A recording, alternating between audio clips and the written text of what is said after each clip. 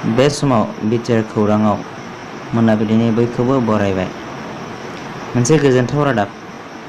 दिनै गुवाहाटि नोगोरमानि उलुबारियाव थानाय आसाम पुलिसनि गाहाय मावख'आव बिटिआर गोरोबथानि दफा बायदियै बारग' एनडिएफबि सोद्रोमा आरो बर' लाइमोनफोरखौ पारामिलिटारि बायदियाव आलादायै थिसननांगौनि थाखाय बिटिआरनि गाहाय मावफुं सोद्रोमा प्रमद बर'आ गुवारै सावरायो।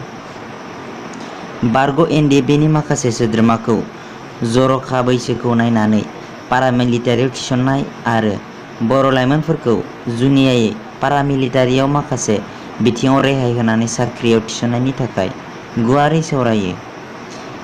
बे हाबाफारियाव बिटिआरनि लेङाइ मावफुं सोद्रोमा गबिन्द चन्द्र बसुमतारी, इएम रन्जित बसुमतारी, आसामनि DGP, ADGP, Indian army, CISF, SSB, CRPF, बिएसएफनि गोबां गोजौ थाखोनि बिबानगिरिफोरा बाहागो लायो।